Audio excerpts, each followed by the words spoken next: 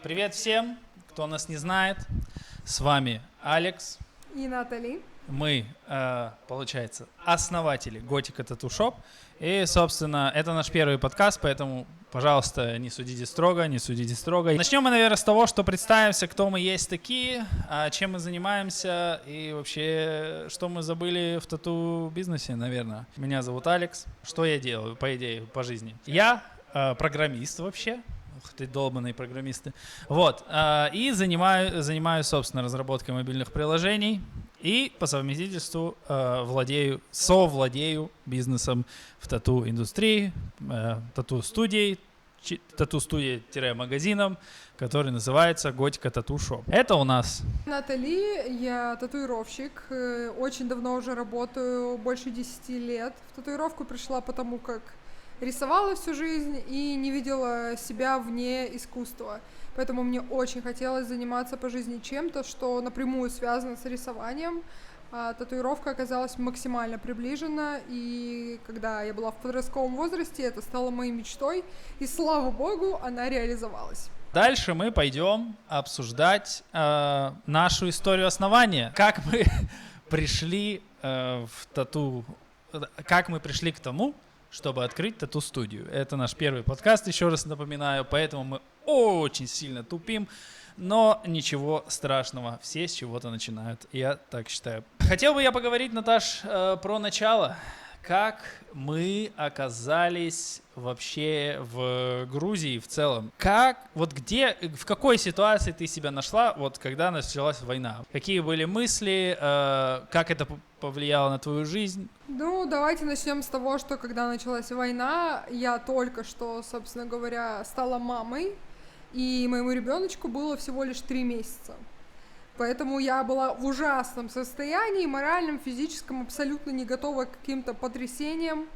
И когда случилась война, я вообще этого не ожидала, так как совершенно не следила за политической обстановкой, ведь вся моя жизнь вертелась вокруг ребенка, работы, ипотеки и совершенно никаким образом не касалась политики.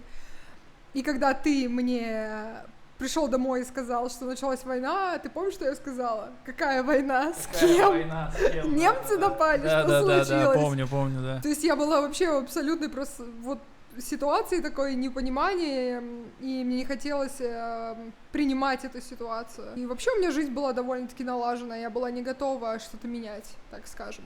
Вот, собственно, да, я прилетел домой, и в первую очередь Наташа узнала про войну от меня, но я о ней вообще тоже узнал достаточно, но я не мог в это поверить. Короче говоря, я работал в IT-компании, был в офисе, как всегда, ничего необычного, мы просто работали. Я пришел в офис, все как обычно, люди разговаривают, пошел, сел за рабочее место, стал писать код. Смотрю, что-то как-то все собираются на кухне какого-то хрена. Собираются они раньше времени, в 10 часов. Я так думаю, что за херня, все шумят, все галдят. Выхожу на улицу, все что-то смотрят. Ну, я как-то подумал, ладно, в этот день они решили пораньше попиздеть, собраться. Ну, я не стал вникать, короче, в это все дело. Пошел обратно, сижу. У нас общение в телеге, короче говоря. Ну и в телеге, в группе вы видели. Я такой, в смысле, что видели? Выхожу еще раз на кухню, и мне говорят, война началась, стреляют. Я такой думаю, куда стреляют, что стреляют, в смысле? Мне говорят, в Украине опять началась эта фигня. Я думаю, мне прям так сказали, эта фигня опять началась. Но я думаю, Донбасс опять, провокации вот эти все, там, выстрелы в бетонные здания, опять же, я вообще поверить не мог, что такое может быть. И ближе к вечеру уже только, когда я понял, что слишком много внимания люди уделяют этому всему, я зашел в интернет, и то, что я увидел, я просто был в ахуе. Другого слова нет этому. Я-то думал, это Донбасс, а это оказалось... Я смотрю, как на Киев летят бомбы и все вот это. Я думаю, блядь, какой пиздец. Я до того охуел, что у меня даже слезы потекли, потому что я поверить не мог. С кем угодно, где угодно, но только не с Украиной, думал я. Больше я работать не смог, это было, наверное, часа 4, может быть, 5, я точно не помню.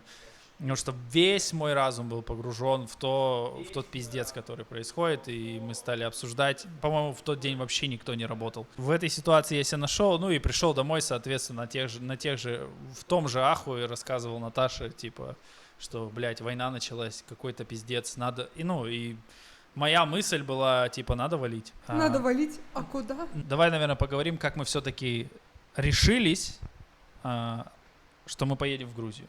То есть мы еще в России. В общем, у Саши сразу случилась истерика.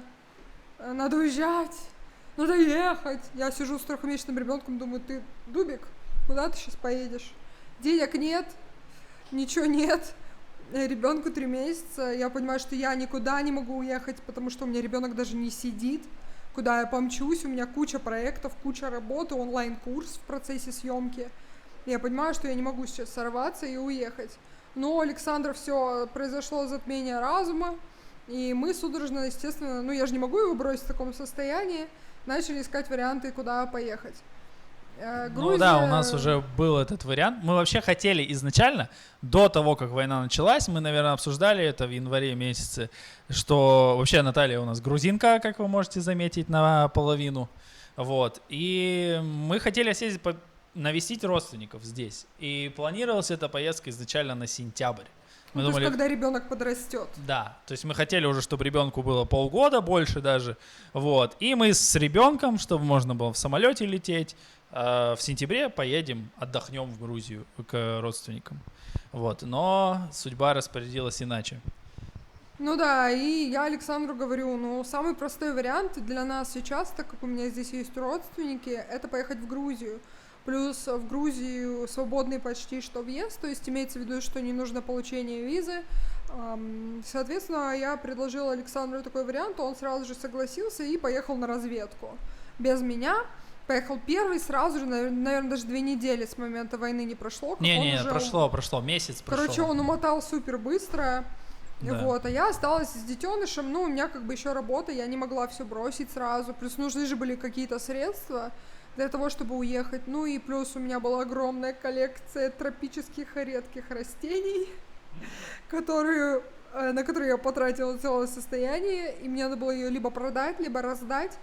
Потому что жалко погибать тому, над чем я так корпела. Вот, в общем, я вот эти все хвосты подчищала, пока была в России, а Александр выбирал город для нашей жизни в Грузии. Первый раз я оказался в Грузии, и это была совершенно другая обстановка, нежели чем сейчас. Тогда такая была вообще паника в плане того, что счета всем открывали. И у меня были легальные доходы, я работал на зарубежную компанию, еще в России я работал на зарубежную компанию, на французскую. Вот. И, в принципе, все легальные счета, у меня все выставлялось, то есть никаких проблем, по сути, не было, но эта паника лютая стояла. В общем, я прилетаю я в Тбилиси, прилетаю через Ереван со своим знакомым, и... А знакомый помер потом еще через пару месяцев какого-то фига. Не через пару месяцев, но у него рак был. Слава богу, он не из тех долбоебов, которые пошли на войну. Вот. Он просто умер от рака. Пам-пам. Блять, извините за такой немножко темную часть жизни, но, в общем, здесь он еще жив, если мы повествуем. Мы прилетели в Тбилиси, потом мы, как все, поехали в Батуми. И это было, я не знаю, для тех, кто смотрит из Батуми, прошу прощения, но это была полнейшая дыра. Камон, мне там говорили, пляжи, там все дела, тудым-сюдым, короче, все круто. И я такой, ладно, все, поехали. Как раз Друган этот говорил. В итоге мы приехали, ничего такого не было, тогда были сраные дожди, господи, лили. Прям отвратительно. Я, последнюю неделю я провел в отеле, в кровати, играя в Ведьмака. У меня тогда отпуск взял специально, чтобы открывать это все. В общем, страшная бюрократия, паника. Все боятся, что им не откроют счета. Сначала подаюсь в TBC получать карту здесь, в Тбилиси. Потом в Кредо подаюсь, в Батуми. Начал потихоньку думать, где жить. Понял, что в Батуми жить мы не будем по причине того, что это деревня и реально там делать нечего, потому что в Тбилиси я провел первые 2 дня, и не знаю, мне показалось, это прям город-город, здесь можно жить, здесь можно обосноваться, плюс, как потом я узнал от отца Наташиного, что здесь в Руставе живут родственники и могут тебе помочь найти квартиру, и я такой подумал, ну, прекрасно, а тогда, типа, ажиотаж был максимально ублюдский, и там, ну, стоимость квартиры была просто, ну, каких-то космических денег. В итоге, что я здесь сделал? Для чего я сюда приехал изначально? Это чтобы открыть счета, попробовать, то есть чтобы я мог перевести свои средства, которые я зарабатывал в России, сюда. Средства. Да, средства. Ну, давайте. Русские. Я русский, я тебе базарю. Вот. Перевести средства. Средства. Да, средства. Да, блин, ну хватит, ну что за духота? Господи, можно второй вентилятор поставить вон туда? Вот. Кто-то пердел на уроках русского. Простите. Да, тоже историю потом расскажем, как Наташа, как Чеченидзе и кто там? Карагизян. Карагизян лучше всех написали диктант по-русскому. Чеченидзе это я. Да, Карагизян это Чеченидзе мой одноклассник. Да. Собственно, средства. Хорош. Перевести средства. Финансы. Финансы. 1xbet. Да хоры чесаться, ты что-то, блядь. Ну, комары кусают, что Хоры поделать. уже какая-то, блядь, невротик. Невротик, Невротик, невротик. Ой, со средствами все понятно. И снять квартиру. Изначально был план таков. Я поискал цены, я поискал квартиры. Дальнейший мой план действий был такой, чтобы у меня была машина, и надо было ее продать. И я съездил на разведку, все понял, что здесь как работает, и должен был поделиться этой информацией с Наташей. Собственно, вкратце, это все, это весь моя первая часть в Грузии. Потом я улетел обратно в Россию. Собственно, пытался продать машину, не получилось. Потом, Но в итоге ее моя мама продала. Ну, короче, это не важно. И дальше я прилетаю в Грузию, уже снимаю квартиру. И дальше, получается, у нас Наталья приезжает в Грузию за мной. Не-не-не, подождите. Да, подождите. давай. Немножечко информации вкину. Прежде чем я приехала, так как у нас маленький ребенок, и я вообще очень брезгливый человек, Александр искал квартиру в поте лица. Найти квартиру за те деньги, которые мы готовы были платить, на тот момент было фактически нереально. И вот он находит в самых жестких почти что пердях в Аркетиле неплохую квартиру, но она убитая. И что делает Александр? Ее сдают за приличные деньги, но они большие, и он просто делает там чуть ли не капитальный ремонт. То есть перестилает пол, ставит двери, меняет душевую кабину на ванную, переклеивает обои, перекрашивает потолки, то есть ставит бойлер. То есть там прям знатный ремонт такой происходит. И только после этого, получается, ситуация становится пригодной для нашего приезда. Но чтобы нас забрать с Владикавказа, опять же, напоминаю, что ребенок маленький, нужна своя машина. Да, не хотелось мне... Во-первых, ни у кого нету детских сидений, давайте будем честны, на границе, ни у перевозчиков, ни у местных водителей, вообще никого. И ребенок очень маленький был на тот момент. Сколько это ребенок? 6 месяцев, ну и плюс серпантин, непонятно кто как водит, а папа явно не навредит ребенку, поэтому хотелось, безопасно, не с переводчиками, не с чужими людьми ехать. Плюс неизвестно, чем они там болеют, не болеют, у ребенка после перелетов и так иммунитет, конечно, упал. Поэтому хотелось ехать на своей машине. Поэтому Саша экстренно берет какую-то колымагу.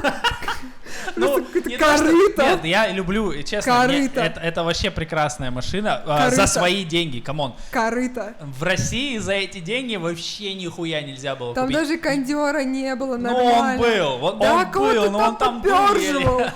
Вообще, у меня ребенок схватил солнечный удар в первый же день пребывания в Грузии. В первый же день. То есть не когда мы ехали, а когда мы уже приехали, и на следующий день поехали просто в супермаркет за там чистящими средствами и покушать, и у меня ребенок схватил солнечный удар в этой колымаге. Ёбаный. Ну, собственно, я покупаю машину, я покупаю детское кресло, я покупаю детскую кроватку, то есть это прям, это... Мы прям с нуля начинаем, вот у нас все это было в Рашке, собственно, И тут приходилось, ну, то есть покупать все, я не знаю, здесь нету в интернет-магазинов, здесь нету вот ничего, к тому, что мы привыкли. Авито, помогите, господи, тут нет Ну, Авито, нет, как ну, выживать? Ну не Авито, ну какой-нибудь сайт объявлений. Я про MyMarket узнаю, я захожу туда, там нихуя нет вообще. Зато там Вот. есть свиньи и козы. Кому-нибудь, если надо, заходите туда. Не, ну сейчас-то уже ситуация получше, давайте будем честны, но на тот момент это было прям вообще... Все равно ситуация кринж. Ты заходишь на барахолку, а там какие-то затосканные сапоги, типа за 100 лари, ты смотришь на это, что какие 100 лари, типа 200 рублей это стоит. В итоге я нахожу, в итоге я покупаю и пиздую на границу. Собственно, Наташа прилетает на самолете во Владикавказ, как обычно это все бывает.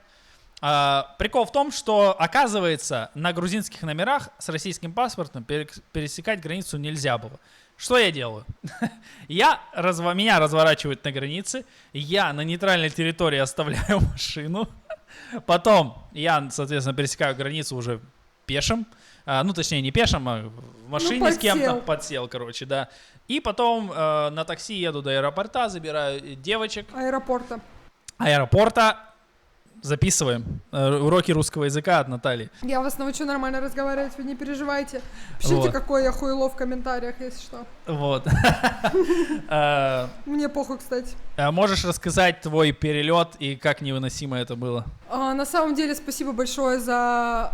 Знаете, такое ощущение, что подкаст не об открытии студии, а о родительстве, но это не так. Короче, у меня Ангела не ребенок, она не орала вообще в обоих самолетах, а вообще по дороге она не орала, вела себя вот так, но все равно это было физически тяжело, потому что она все время у меня на руках, к тому моменту она уже была достаточно тяжелая, плюс у меня огромный багаж на нас двоих, еще какие-то Сашины вещи я тараканила сюда. В общем, было тяжело, и перелет занял очень большое количество времени вместе с пересадками, так как мы сибиряки, нам далеко лететь. Когда мы прилетели во Владикавказ, было принято решение заночевать во Владикавказе, потому что ребенок вообще уже был в состоянии, вареном максимально. Я, кстати, думал, что машину спиздят. Машину не спиздили. Мы переночевали в хоромах в стиле кавказская барокко. Да, цыганская барокко. Да, это было ужасно. Золото с белым, и вот эти вот все вензеля. Ладно, она была чистая, спасибо большое. Не, она была реально хорошая. Реально хорошая в плане... И, в принципе, кстати, недорого. Да, во Владикавказе норм. Вот, и, в общем, смотрели на нас как на говно, особенно учитывая мои татуировки, я уже поняла, что меня ждет в Грузии примерно, еще во Владикавказе. Ну да ладно, я была готова. Прикол расскажу. Прежде чем приехать сюда, в Грузию, я удалила все фотки в трусах и вообще в какой-либо даже если там слегка эротика, я удалила все. Не потому что мне стыдно, а потому что я хотела избежать тупорогих подкатов. Я знала, что так будет, потому что, я грузинка, ребят, я шарю за все вот эти штуки гормональные у грузинских мужчин. Поэтому я все выпилила в надежде, что меня избавит Господь. Но не избавил. В общем, да, и они прилетают уставшие, мы пережидаем в квартире, Наташа уже такая, блядь, я не хочу домой. Короче, уже, то есть еще во Владикавказе начала ныть, в итоге. Дома-то заебись, так-то. Ну да, если бы не Путин. Пошел нахуй, пидор. Вот, в общем... Это вырезать. Нет, это не вырезать. Пошел нахуй, пидор. Путин наш президент.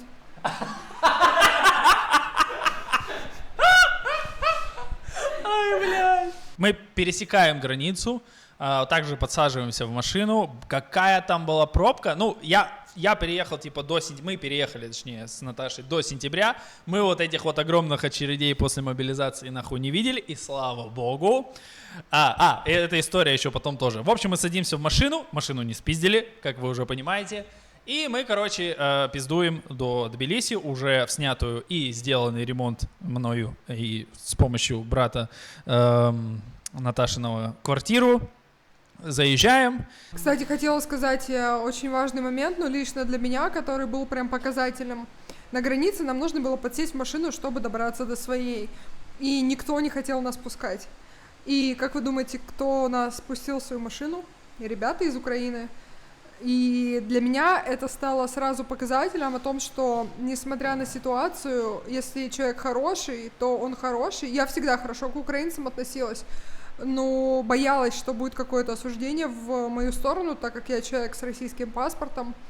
Ну, я была очень приятно удивлена. Спасибо, ребята. Если вы когда-нибудь увидите мою рожу, я вам благодарна. Да, спасибо вам большое, потому что, ну, это было реально круто. Ребята бежали, так, откуда они бежали? По-моему, они бежали как раз из Мариуполя. Вот. Да, на 2 машинах, На 2 муж в машинах. одной, жена с ребенком в другой машине. И вот мы сели в машину к мужчине, а женщина с ребенком, ну, у них там полностью машина была завалена багажом, они ехали сзади, получается. Да, им большое спасибо. Мы пересекли границу, их пропустили, слава богу. Ребята немножко переживали по поводу всей вот этой ситуации, потому что они первый раз в Грузии были и думали, что... Ну, русские же тоже туда едут, они думали, что сейчас пиздец начнется, какой-то хейт. Я им говорю, ребята, расслабьтесь, украинцев здесь поддерживают, потому что, ну, я уже к тому моменту увидел на улице вот эти все флаги, грузинская поддержка Украины, она просто, ну... Я им сказал, там поддержка, там на каждом углу, короче, вот. И поэтому вы можете не переживать по этому поводу. Там даже есть всякие чатики, всякие фонды. То есть, если вам нужна помощь, обратитесь. Я даже, по-моему, мы там говорили, я дал адрес одного фонда, вот, на тот момент, который я видел в Тбилиси. Крутые ребята, им большое спасибо. Пересекли мы, значит, границу, едем, приезжаем в квартиру, уже на все готовенькое, ну, насколько это возможно было. И так начинается наша жизнь в Грузии уже как семья полностью, то есть с ребенком, я, Наташа, наша прекрасная дочь Терри. Я так благодарен, что... Короче, это восхитительный ребенок. Я не рекомендую заводить детей, но мне пиздец как повезло. Я рекомендую, но не настаиваю. Не хотите ваше дело, хотите ваше дело. Дальше у нас идет, как мы решились на открытие студии. Давай, наверное, я задам тебе. Моя камера. Да, я задам тебе, Наташа, задам вопрос. Как, насколько ты помнишь, конечно, мы решились открыть студию? На самом деле, сразу же встал вопрос о том, где я буду работать, потому как сидеть в декрете как в таковом я никогда не собиралась. Да и, в принципе, я уже привыкла работать. И, в общем-то, я начала искать студию. Так как приезжих было очень много, студии все были переполнены, и условия были не очень. Я написала в несколько студий мне понравилось. Я не могу сказать, что все прям говно, но не то пальто, особенно после офигенной, моей любимой, самой классной студии Альфа Тату. Если вы живете в Новосибирске или в Красноярске, идите туда. Реально, уважение. Вот, в общем, имея хороший опыт за спиной, я понимала, что в студии среднего порядка я работать не готова. И я рассказала Александру свои грустные мысли по поводу всего этого. Что Саша мне сказал, ну все, давай свою студию открывать. А я вообще никогда не хотела студию, потому что я понимаю, какая это ответственность, и я понимаю, сколько тут работы, и не очень много денег. Поэтому я такая... Нет, я не хочу студию. В итоге Александр все-таки меня уговорил. Ситуация со студиями была печальная. Либо сама локация была не очень, но условия хорошие, либо условия плохие, но локация хорошая, либо просто писали. То есть очень странная ситуация была. Мы не будем называть студию, но Наташа писала со своими работами, очень крутыми работами. Здесь будет Инстаграм. Нали Тату, заходите, посмотрите, чтобы ну, в контексте быть, с какими работами она обращалась в студии. И, типа, ей сказали, все, у нас, типа, мастера все забито, мастеров нам не надо. Она заходит на аккаунт студии и смотрит, и думает, вам точно не надо мастера? Ну, в общем, это... Мастеров, кстати. Мастеров, да. И вам точно мастеров не нужно? Вот. Ну и... Простите, там пожалуйста. абсолютно были ужасные работы. Либо средние, либо ужасные работы. И она думала, ну, конечно, вы странные, но ваше дело. Работайте как хотите. Да в тату-индустрии все делается не так, не по-человечески. Тебя берут не за скилл, а за то, что вы подружились. Это классика жанра, поэтому я поняла, что у ребят уже там своя комьюнити, и совершенно неважно, какие у меня работы, потому что они уже подружились и спелись. Я не таю ни на кого обиду, если бы не эта ситуация, у нас не было бы своей офигенной классной студии. Открылись мы в декабре 2022 года. Это у нас дата начала существования студии. Ну как открылись? Технически открылись. Мы сняли помещение. Тогда же ценники были конченые просто. Но мы нашли хорошую локацию на Тамарашвили 21. Кто помнит, у нас был там адрес. Я подумал, что хорошо бы, так как здесь не было абсолютно никакого достойного магазина с хорошими ценниками. О, кстати, вот еще одна вещь, еще одна причина, почему мы открыли студию, потому что здесь не было нормального магазина. Можно я чуть-чуть про это расскажу? Да. В общем, ситуация какая? У меня сломался блок.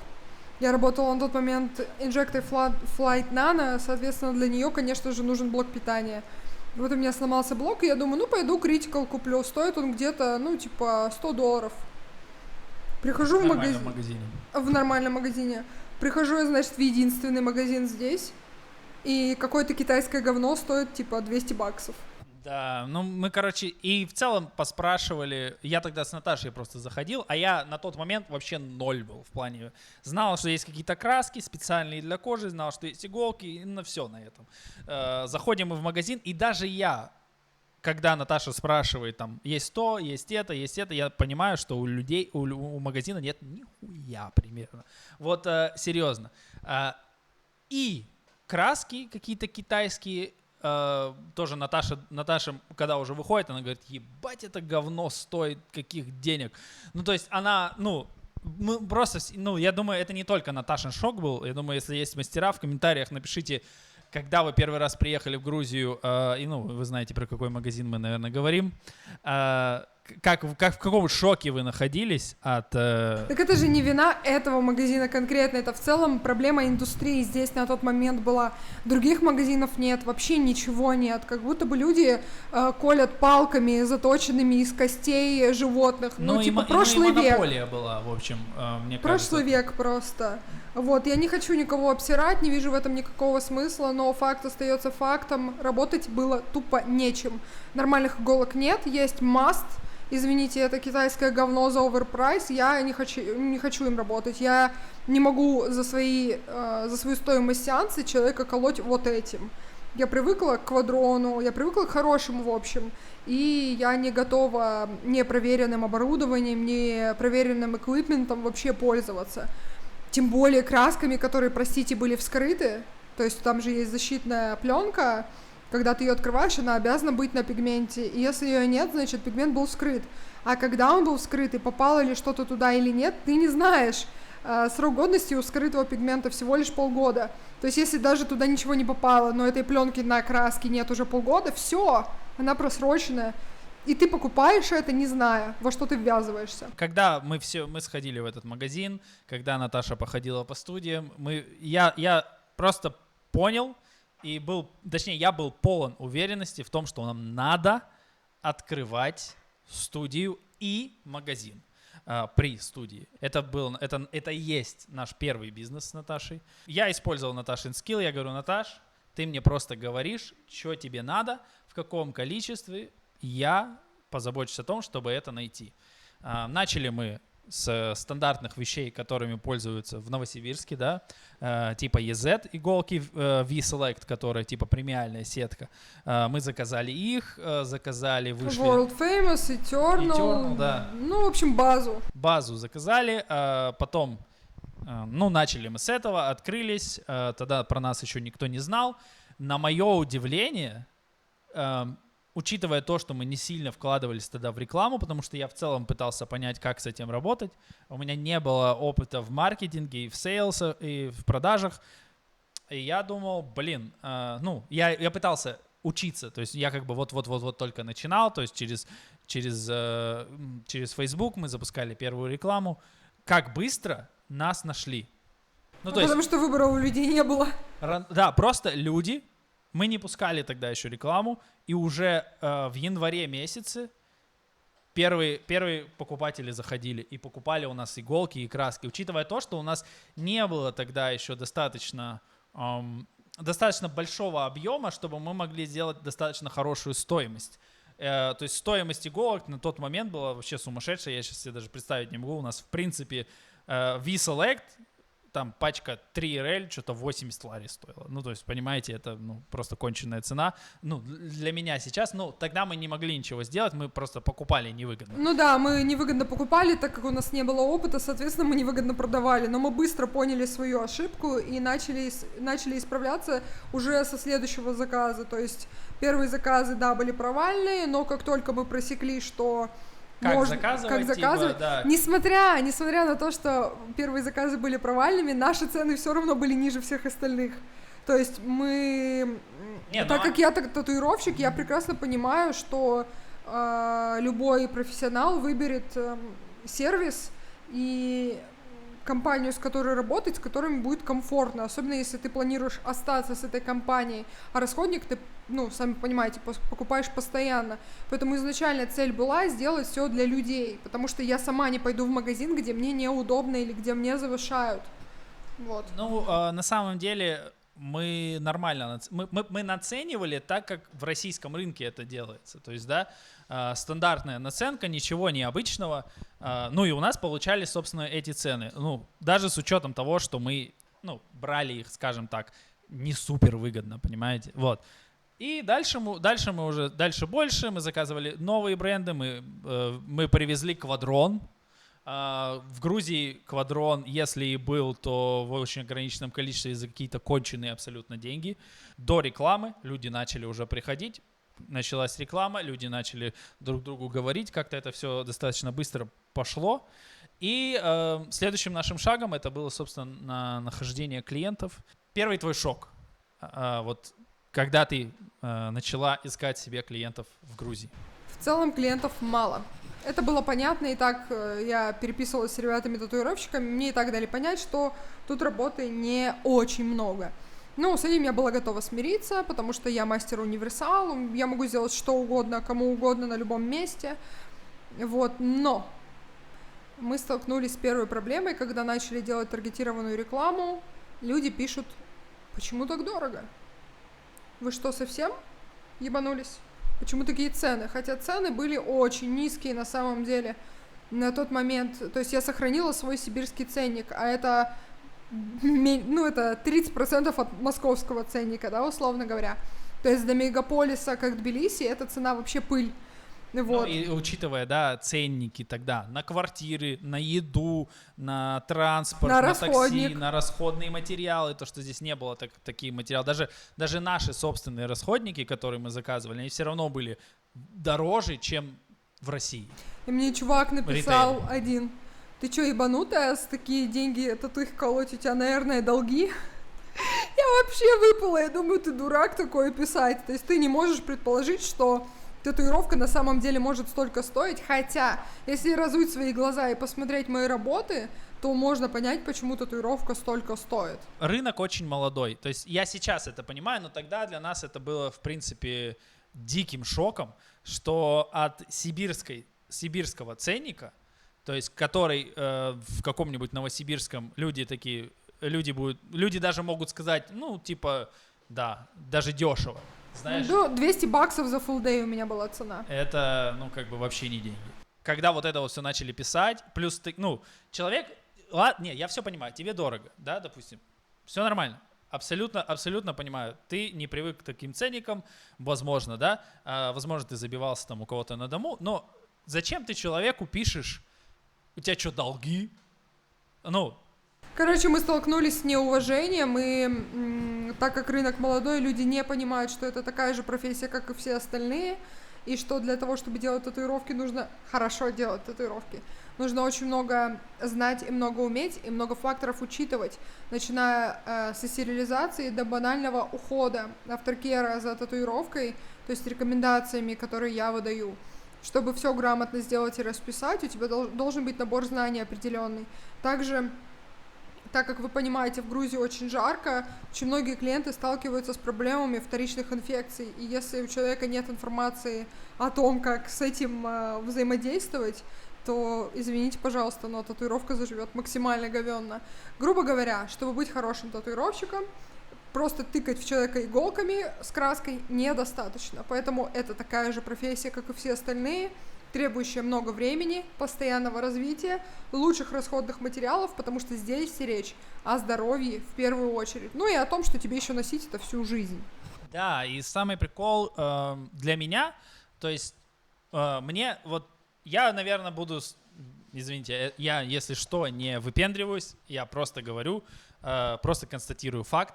Я давным-давно хотел себе вот этот рукав. Здесь раздеваться я не буду. Здесь тут типа еще маленечко дракончика есть. То есть у меня вот такая татуировка идет. Я планировал ее в течение, до того, как мы сделали, то есть до 2020 года, как мы начали, я, наверное, планировал ее в течение 5 лет. Я прекрасно понимал, что на тот момент на российском рынке я знал, что мне надо найти хорошего мастера. Я знал, что это сложно. И у меня просто не было этих денег. Я бы никогда не написал человеку, если он мне сказал там 100к за сеанс, ну, рублей, я имею в виду, то есть там $1000, да, я бы не написал, ты что, охуел, типа, у тебя что, долги? Но я изначально думал о том, что это должно стоить столько денег, и поэтому я не делал татуировку. Я даже не искал, потому что я прекрасно понимал, что я хочу красивую татуировку, которую я буду носить всегда. То есть я, наверное, буду слишком идеальным примером в этом плане, но... Если даже вернуться к той ситуации, если у тебя нет денег, ну, скажи, ну, извините, пожалуйста, там, типа, я не могу сделать, да? Да, Почему нельзя никто так же не написать? бьет в лицо за то, что ты говоришь, сори, мне не по финансам.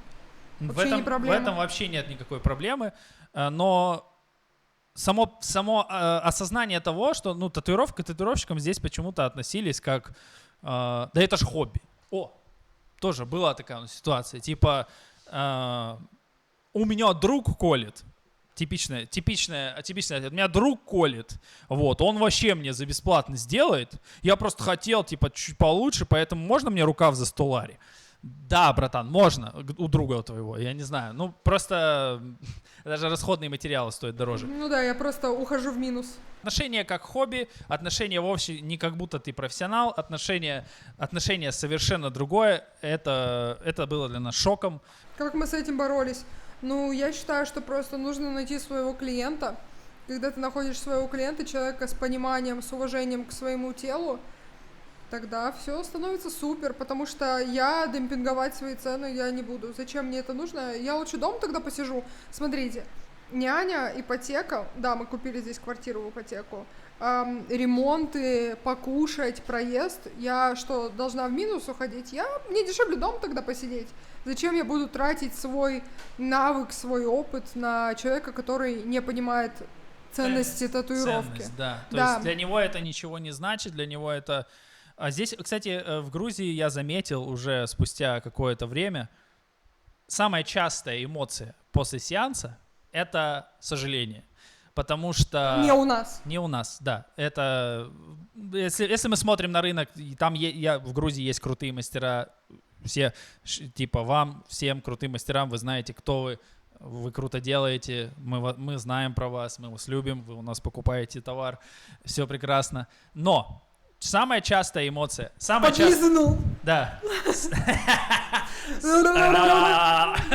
Самая частая эмоция, которая встречается, так как мастеров здесь дофига, очень много мастеров, домушников и так далее и тому подобное, самая частая эмоция — я хотел вот это, получилось говно.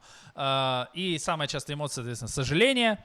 И многие те, кто нам писали в переписках, я говорю типа, да, вот, пожалуйста, мы можем сделать, мы приглашаем вас на бесплатную консультацию. Он говорит, человек мне пишет, зачем я буду к тебе приходить, если я все равно не получу тот результат, который мне нужен. Ну, как-то так. То есть я конкретно не помню, как мы к этому пришли, но как-то так все было. Я такой, а с чего вы взяли, что результат будет плохим?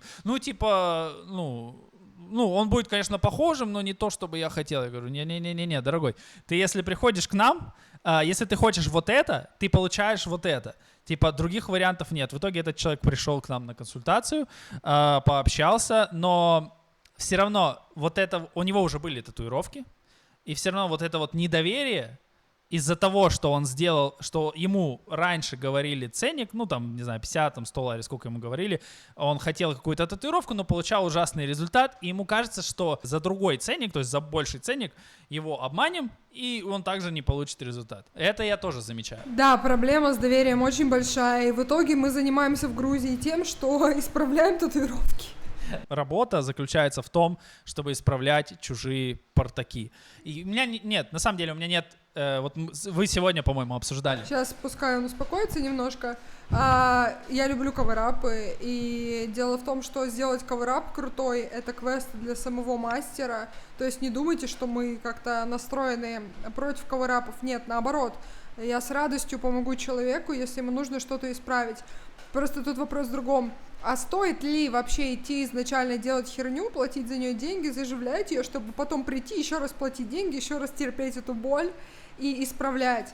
И занимает это дольше времени. Вопросики.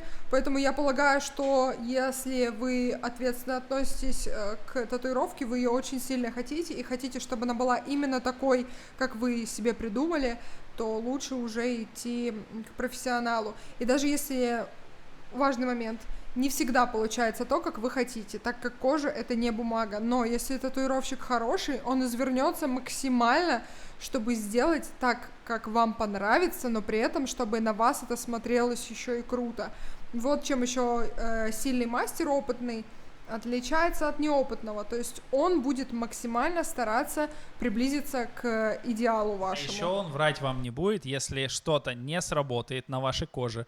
Или, ну, допустим, вы хотите какого-то результата, да, допустим, определенную работу. Вот было у нас тоже такая ситуация, человек хотел картину, ну, прям картину, которая выполняется на бумаге, хотел ее выполнить на спине. И его аргумент был в том, что, ну, смотрите, ну, картина же есть, типа, ну, на бумаге же ее сделали, типа, маслом, вот, картина же есть. Ну, и тут на что Наташа говорит: извините, пожалуйста, там масштаб во всю стену. Она показывает на стену 9 на 12 9 на 12 метров. Я говорю, да, 9 на 12 метров мы вам можем сделать, но такое количество деталей уместить на спину просто невозможно. И хороший мастер обязательно об этом скажет. Плохой мастер или мастер, которому все равно, он может быть, конечно, и хороший мастер в плане технически, да, то есть не как сервис, не с точки зрения сервиса, потому что это плохой сервис, а с точки зрения техники, да, он как бы скажет, окей, и не станет с вами спорить по поводу этого, да, просто сделает вам, забьет всю спину, и когда это заживет, да, когда это заживет, получится полнейшая каша. Ну, в общем, несмотря на все эти сложности, все равно, как я говорила, главное найти своего клиента, и мы своего клиента, кажется, нашли. Мы были на другом адресе, на Туманшиле, это была наша первая студия с магазином вместе. Очень маленькое помещение, буквально там два места. Там, ну, вообще изначально был план, что будет работать только Наташа, вот, и магазин. Но к нам присоединился один прекрасный человек, зовут его Никита. Вот. Пришел он изначально с таким запросом, он говорит, я хочу научиться видеть татухи. Он уже к тому тупил в России. Но только начал. И хотел поглубже изучить вопрос. И, собственно, до сих пор этим занимается, и у него прекрасно получается. И теперь он уже даже постоянный мастер. Также он нам часто помогает, вместо администратора выходит, за что мы ему безумно благодарны. И, в общем, Никита, мы тебя любим. Да, но я хотела рассказать про наш переезд с Тамарашвили сюда. Да, почему мы вообще решили? Ну, во-первых, хотелось расшириться, хотелось более комфортное помещение для клиентов. Во-первых, первое и самое важное — это температура, климат-контроль. Летом кондиционер, зимой отопление. На Тамарашвили этого не было, и хозяйка очень упиралась в целом за каждую мелочь, поэтому мы понимали, что нам придется делать это за свой счет. А так как расшириться там бы не получилось, мы не видели в этом смысла. Поэтому мы начали искать другое помещение. Но мы с горящей жопой переезжали. Ну, мы там немножко поссорились, притом, опять же, из-за мелочности хозяйки. В общем, как случилось? У нас сломался дверной замок, и одновременно сломались жалюзи охранные, так скажем. И мы все это починили, и я ей пишу, я ей позвонила с вопросом, чтобы это как-то включить в аренду. за что наорали на нас и сказали, вообще вы должны это чинить сами, идите, в общем, лесом. Но было очень неприятно, даже если ты не хочешь за это платить, можно же нормально поговорить. А потом она мне еще вот такую выкатила простыню о том, что не нравится полиция. Если арендаторов найду вот так, ну, в общем, что мы сделали? Мне понравилось свалили. Вот. Да, мы очень быстро нашли помещение. Прекрасное, кстати, прекрасное помещение, заходите к нам обязательно. Мы находимся по адресу Зураб, Камилазова, 16, но лучше писать «Готика Татушок» в Гугле и в Яндексе, чтобы точно прийти туда, где мы находимся. Да, так как несколько адресов таких в Тбилиси, поэтому пишите наше название «Готика Татушок», не прогадаете. Мы переезжали с горячей жопой, как я уже сказал. У нас как-то получилось так, что нам приходилось переезжать за 2 дня буквально, по-моему, да. Мы сняли, арендовали помещение, очень классное помещение с новым ремонтом. Здесь была, по-моему, школа какая-то маленькая, дополнительная. Тут было очень чисто и свежий ремонт, да. Да, кондиционер, отопление, вот, батареи с газовым отоплением, просто. Как-то мы с горячей жопой, Никита нам помогал, мы Еще помогал Валера, Да, нам помогали все. Валера — это наш ученик, не начинающий мастер. Кстати, он тоже молодец, если что, можете обратиться к нам и за его услугами тоже. Да, он очень хорошо делает татуировки. Ну, в принципе, мы не держим тех мастеров, которые делают плохо татуировки. У нас таких отсутствует. Вот. У нас такие отсутствуют грамматации. Здравствуйте, грамматическая полиция. Наталья Альбертовна. Наталья Альбертовна. Как звучит? Да, Ебало, это же слюнка потекла. Сама себя не похвалишь никто. А я тут причем традиции, молодцы, спасибо. Да, спасибо, Альберт Гужаевич и Наталья Владимировна. Вспомнил. Да. Я вам скину потом вырезку. Но почему с горящей жопой, опять же? Потому что мы не хотели перерывать работу студии. Вот почему. То есть, если бы переезд растянулся на неделю, студии и магазин... Но у нас запись такая была еще, по-моему, буквально... То есть мы так подгадали, почему это через 2 дня произошло. У нас на 3-й день уже первый клиент. Ну, точнее, не первый клиент, а постоянный клиент уже приходил, надо было забивать и как-то... Ну, и магазин, опять же, если перестаешь работать, соответственно, человек не может купить себе расходники. Вот, да, мы торопились. Мы заботимся о вас, мистер, приходите в Готику. И вот мы на новом адресе. Что поменялось? Поменялось очень много. Во-первых, комфорт и для нас в работе, и для клиентов. Помещение более светлое, у нас уютный дворик, тихий, много точек, где можно сфотографировать классную работу. Для мастера это очень важно. Ну и в целом тут приятно находиться, очень высокие потолки. Из-за этого, конечно, много воздуха, никто не теряет сознание и так далее. Ну, у Лёхи периодически клиенты отъезжают, но это типа... Это потому что Лёха делает огромные масштабы за один сеанс, да, это очень душно. Да, потому что он очень... Ну, он работает быстро, без потери качества, так что... Да, кстати, мы совершенно не сказали про Лёху. Лёха очень классный мастер, и он к нам присоединился сразу после того, как мы переехали. Он хотел и раньше, но не было возможности, так как у нас просто на маршруте не было места. Да, всего В было. общем, с переездом к нам присоединились ребята. Еще больше талантливых мастеров. Да. И мы очень рады, потому что пришли работать именно те, про которых мы думали, блин, вот бы его себе забрать. Так случилось с Сергеем, Black Mary Tattoo. Так случилось с Леди Фламинг, так случилось с Алексеем, Алекс Тату. Вот сегодня у нас еще Гашан работает. Короче, блин, спасибо, ребята, мы вас любим. Да, мы вас любим. Так что, ребята, кому интересно, кто клиент, записывайтесь у нас. У вас любой стиль, очень хорошо, очень качественно. От банальных линий до тотального блэкаута вообще все можно делать.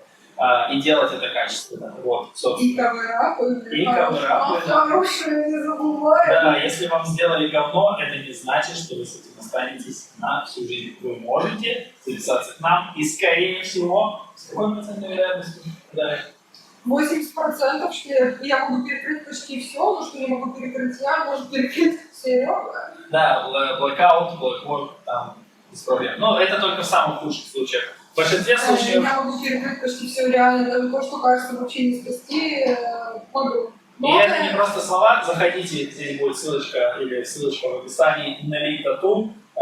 cover-ups, highlight, смотрите, что было, стало, это не просто слова. Мы приобрели новых друзей, новых мастеров, мы улучшили сервис, мы обустроили студию, вот, пожалуйста, тут маленечко у нас сатанизма, очень красиво работает, кстати говоря, Натали делала вот это вот. Мы вообще постоянно занимаемся улучшением студии, стараемся сделать максимально комфортно, чтобы люди, ну, представляете, да, то сеанс довольно длительная процедура по большей части. И, конечно, хочется, чтобы это время человек проводил комфортно, чтобы он не уставал, потому что тутуха и так больно долго, так пускай это время пройдет с кайфом. Да, кстати, у нас мастера очень хорошие слушатели. Правильно я говорю? Да? Правильно? Слушатели. Yes, sir. Да, я не буду исправлять ваши грамматические ошибки, обещаю. Да, это только мужа. Да. Только мужа мучаю. Мужа можно мучить сколько угодно. Следующая темы у нас нет, у нас ответы на вопросы. Погнали! Некоторые вопросы нам задавали люди, некоторые вопросы я просто нашел, нашел в интернете, как люди спрашивают, люди узнают, может быть, этот ваш вопрос, может быть, вас интересовало что-то похожее. Поехали. Я, наверное, задам первый вопрос, Натали. Почему, ты думаешь, люди, наши клиенты, выбирают нас, а не другие студии? Первое, когда человек находится на этапе отсеивания, то есть смотрит в интернете изначально, кому вообще отправить заявку, то есть кому написать «Привет, я хочу тату», я думаю, конечно, качество. А когда речь доходит уже до личной консультации и более детального разговора, тут, конечно, уже, во-первых, человеческое понимание.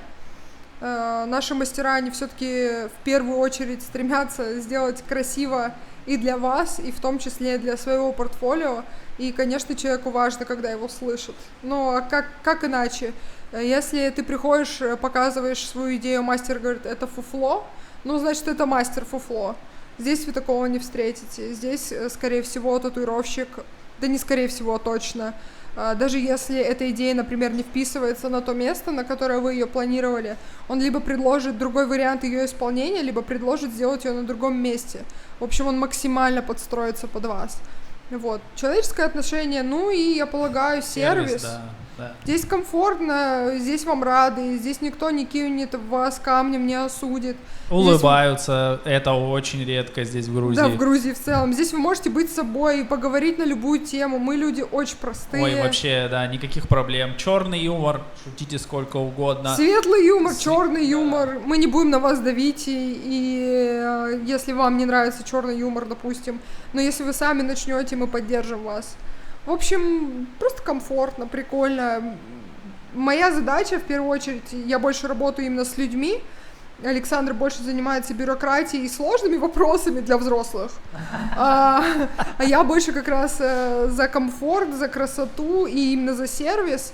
И для меня, для самой важно, чтобы я приходила в такое место, где мне хорошо, и я слежу очень за тем, чтобы у наших клиентов было то же самое чувство, когда они здесь оказываются. Я бы добавил еще к этому вопросу. Нас выбирают, потому что мы клиентоориентированы. У нас заживление все включено в стоимость.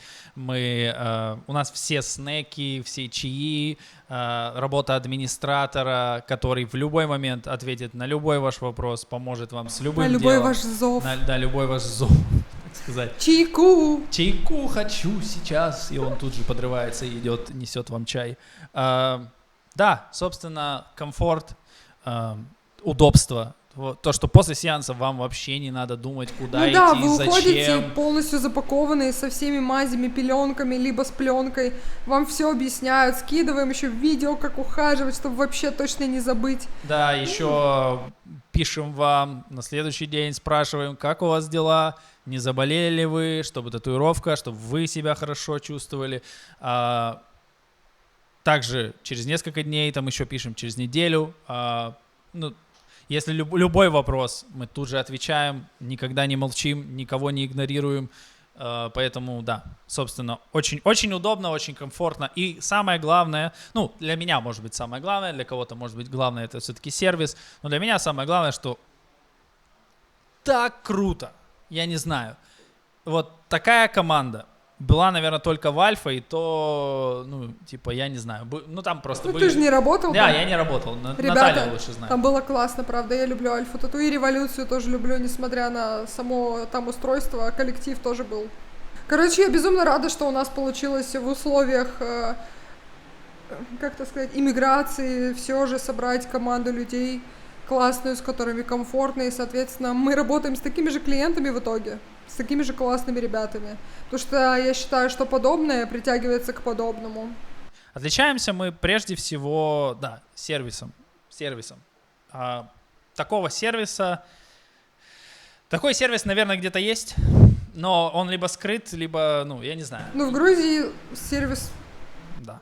Собственно, это в первую очередь, это сервис. Грузия, сервис. А также, почему выбор падает на нас, на мой взгляд, на мой как раз вот обывательский взгляд, то есть не на профессиональный взгляд тату-мастера, вот как Наталья, а на мой взгляд, таких крутых работ я не знаю. Я не видел. Александр итальянец. Таких крутых работ я не видел. Господи, у каждого мастера есть своя фишка. Каждый мастер, вот, допустим, Леха очень быстро работает без потери качества, да. Допустим, Александр у нас есть реалист. Он просто такие детали делает. Господи, думаешь, блин, как это можно было туда уместить? Серега настолько быстро и качественно делает blackwork со всякой стилизацией, это просто нереально. Леди Фламберг свой собственный стиль, такого стиля нет нигде. От слова ну да, совсем. Валерия, она уникальна, она делает такую слегка мрачноватую графику, но чистенькую. Никита у нас, вот такие душевные разговоры, как с Никитой, не случаются ни у кого. Господи, с Никитой работает человек, я захожу, они как будто друг друга 200 лет знают, человек только пришел. Ну да, это правда. Никита вообще очень эмпатичный человек, но он мастер крутой, но Никита, он занимается в основном Японией, и вот если вы хотите традиционную Японию, то вам стопудово к нему вы вообще не пожалеете. Да, миниатюрки у него тоже классные, на самом деле. Да, деле. миниатюрки тоже классные. Вот. Другой вопрос. Наверное, я не знаю, может быть, стоит задать это мне, но если бы получилось начать заново, что бы вы сделали по-другому? То есть вот представь, возвращаемся в 22 год, и как бы по-другому мы начали? Ну, во-первых, сразу я бы снимала помещение лучше. Лучше бы мы подкопили денег, чем вот это вот метание, потому что ребята бы оказались тогда в нашей студии раньше. Это первое. Второе, сразу озадачилась бы больше, наверное, сервисом. В плане улучшения условий для клиентов, чтобы прям, вообще никаких вопросов не было, чтобы человек приходил и мог расслабиться. Я бы, скорее всего, да, действительно подкопил денег, открыл бы, наверное, снял бы вот это помещение сразу. Я не знаю, кстати, было оно до этого или нет. Но, да, крутое помещение. Снял бы, также подкопил денег и сделал бы более крупный заказ, чтобы сразу ценники стали лучше. Мы же уже говорили про то, что ценники были, далеко не самые лучшие. Господи, если кто-то до сюда досмотрел. Да, это Наташа к тому, что я очень душный и не умею разговаривать. Нет, это к тому, что пиздец мы долго базарим. Это подкаст, да, это норма. Вы молодцы, вообще уважаю за характер. Либо вам просто вообще нехуй делать по жизни. Просто сидите, блядь, вот так вот. Извините, это я пошутила, что-то меня занесло. Следующий вопрос для Натали. Я хочу тату. Вот представь, я клиент, я хочу тату. С каким запросом я могу к вам прийти? Вообще с любым. Никаких ограничений. Абсолютно любой запрос. Единственное, где мастер скажет вам нет, и то нет, он вам не скажет, это если это будет портить ваше тело. Что здесь имеется в виду? Никаких личных высказываний по поводу того, нравится мастеру стиль или не нравится, вы не встретите. И если вы хотите татуировку в определенном стиле, вы просто попадете к тому мастеру, который в нем работает. Мы выберем вам того мастера, который работает в этом стиле. А вопрос в другом. Если, допустим, вы хотите расположить то, что невозможно расположить... Как вот с этой картиной, допустим, которая 9 на 12 метров, по идее, да. Вот, и человек хотел ее на спину. Это единственный фактор, когда мы можем сказать нет, И то, опять же, как я сказала, вы вряд ли встретите, нет, вы встретите какое-то предложение, допустим, давай сделаем какой-то самый значимый... предлагай. Давайте сделаем какой-то самый значимый кусок из этой картины или расположим как-то по-другому. В общем, абсолютно, я не знаю, что вы должны принести, чтобы мы сказали, мы это делать не будем. Ну, единственное... нацистскую символику, если вы принесете, мы пошлем нахуй. Нацистские символики, зетки, вот это вот весь мусор, мы, конечно, откажемся делать 100%. Все остальное welcome. Это для Наташи. Каверапы — это очень сложно, это самое сложное, что есть в татуировке. Вообще самое сложное, в принципе, в плане скилла, технического исполнения. Вот. Какой самый сложный каверап, который ты сделала? Как тебе получилось справиться с этой работой? Со слезами. Короче, рассказываю. Приходит парень молодой, симпатичный. Ну, в плане симпатичный для такого говна, которое на нем было. Не может перекрыть то, что у него на руке. У него полностью вся рука забита доспехами. Очень хуёво сделанными. Простите за мой французский. Плохо расположено, все кривое, плохо покрашенное. И это перекрытия. То есть там на 2 слоя уже кожа закрашена. И закрашена очень темным.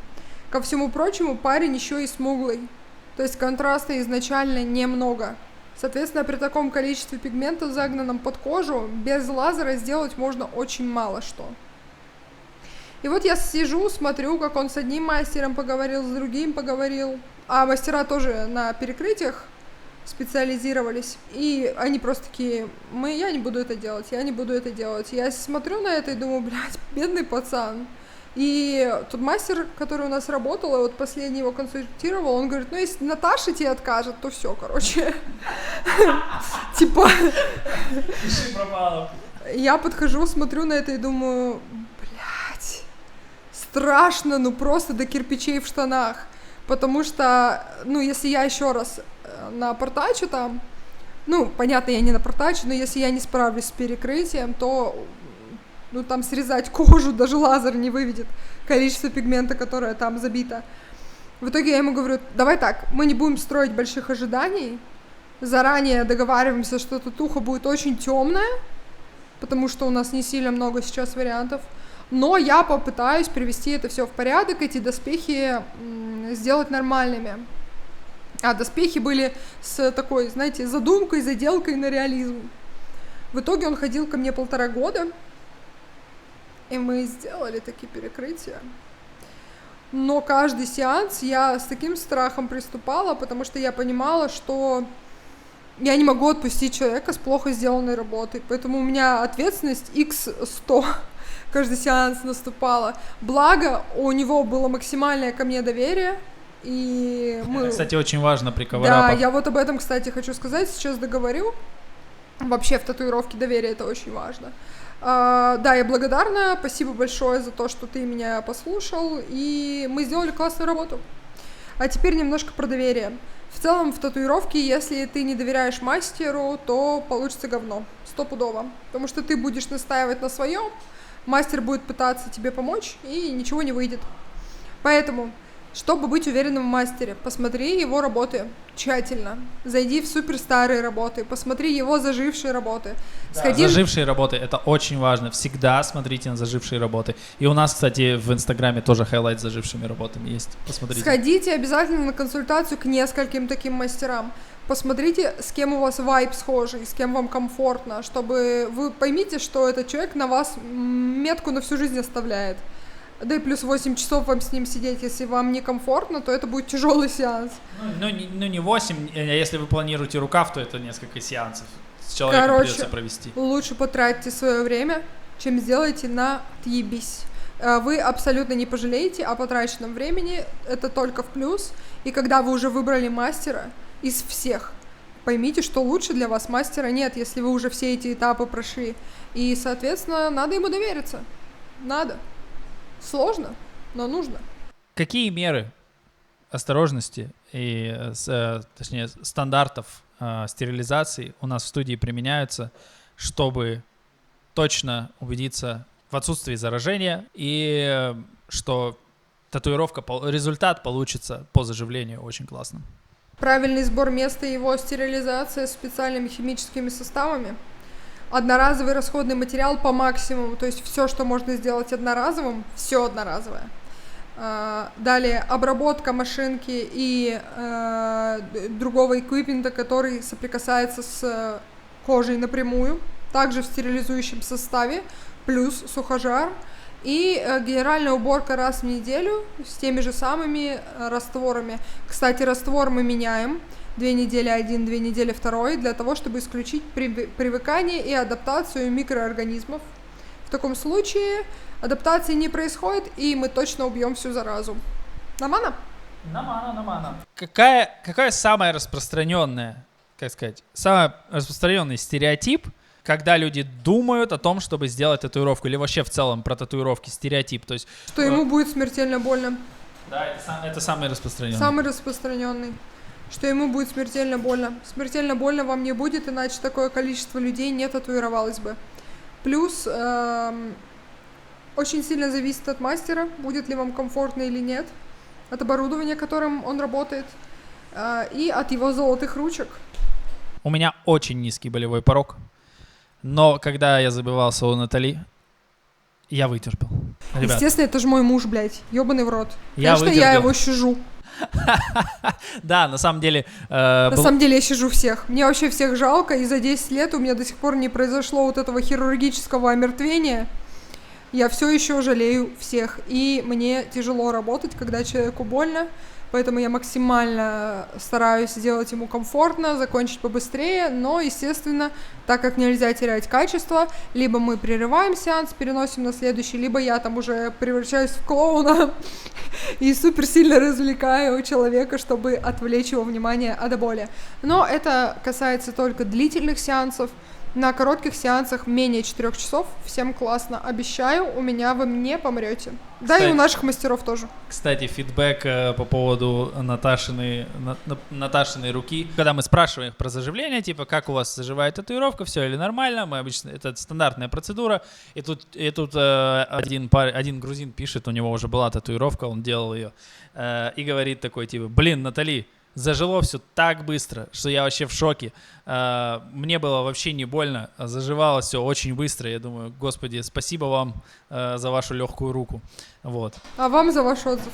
Да, а вам за ваш отзыв. Спасибо очень большое. Мы, кстати, ценим отзывы и ценим ваши комментарии. Обязательно пишите, потому что мы хотим этот подкаст, это будет регулярная вещь, улучшить, чтобы было интересно, чтобы было смотрибельно. Напишите, пожалуйста, что я заебала вас поправками. Да, обязательно скажите это от меня лично. Мне нужен хейт-спич. Вот, по поводу стоимости, я, наверное, себе возьму. Как вы формируете стоимость, как вы определяете вообще стоимость услуг на татуировке? Определяем, у нас достаточно гибкая ценовая политика. На какие вещи мы смотрим? Это у нас есть в профиле, это мы еще миллионы раз будем говорить, но почему бы нет? Смотрим на следующие вещи. Сложность дизайна, обязательно. Место нанесения, обязательно. Конкретная кожа в этом месте нанесения. То есть, смотрите, возьмем пример, почему я говорю, что это важно. Вот это место, плечо, мне Наташа красила его, и обычно оно красится просто, легко. Нормально, не то чтобы легко, нормально. Нормально, как бы ничего особенного.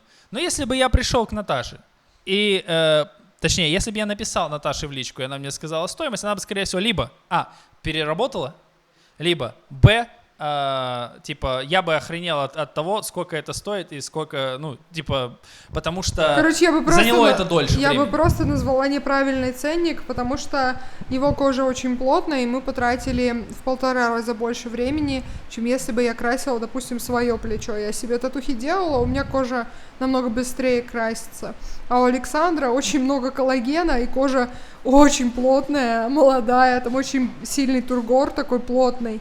И она красится чуть сложнее.